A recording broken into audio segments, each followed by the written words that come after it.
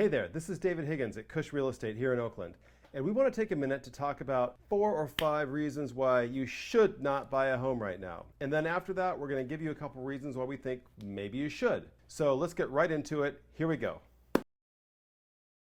The first reason you absolutely should not buy a house is because rates have skyrocketed. They're so much higher than they ever have been in the past, as we know, right? I mean, my God, rates used to be down at 3% or below, and now they're shooting way up to 5%, sometimes more, sometimes a little less, but come on, where are those 3% rates?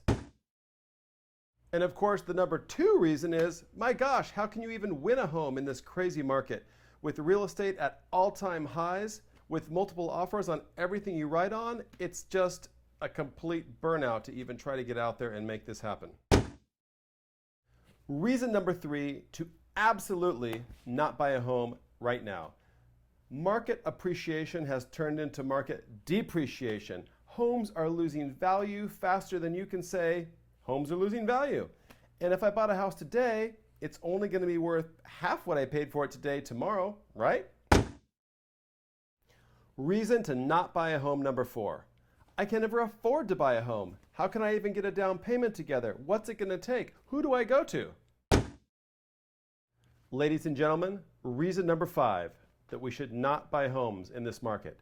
Because it's never a good time to buy a home. I mean, what will happen if you have some kind of a life change? You lose your job, you get a job transfer, you have babies, you get married, you get divorced, you get pets. You know, all of these reasons are reasons not to do anything but stay put.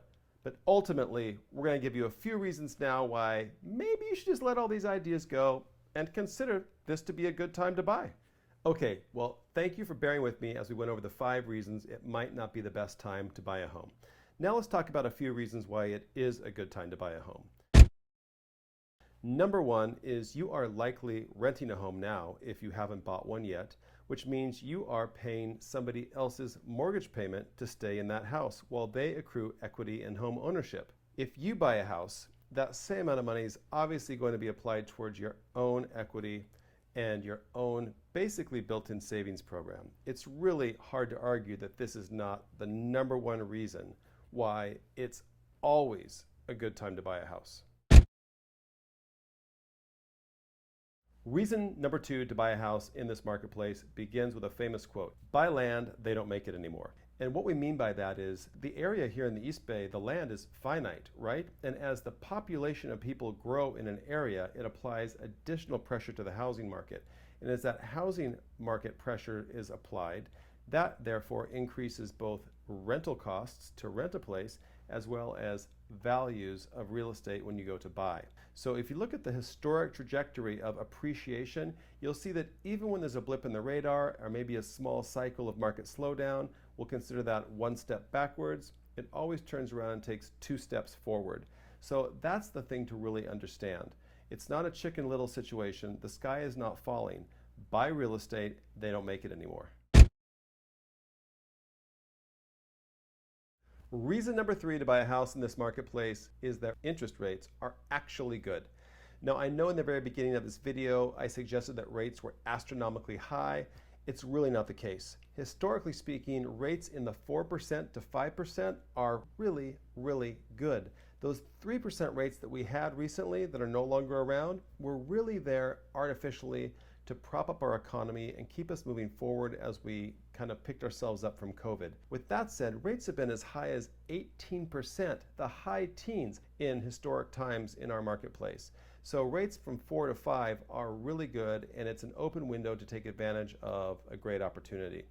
Lastly speaking, if rates do drop back down to those historic lows, you can always refinance your home at that point, but at least you'll have equity, you'll have home ownership, and you'll have been putting your money towards mortgage, not towards rent. So in conclusion, it's a great time to buy here in the East Bay. Rates are still at historical lows. There's a lot of good housing inventory to pick from. And although some houses are still selling in multiple offers at aggressive prices, there's a lot of other homes that are sitting with price reductions, which are fabulous opportunities and opportunities you would have never had if you had tried to buy last spring or in the recent prior years. There are a ton of really good mortgage products out there for you as a home buyer to look into, and going through the pre-approval process is very easy. Once you've done that, you'll understand how much you can afford, and you can better narrow your search down to where you plan to buy. Thanks a lot for listening to this video. I really appreciate it. I hope it was helpful, and take care.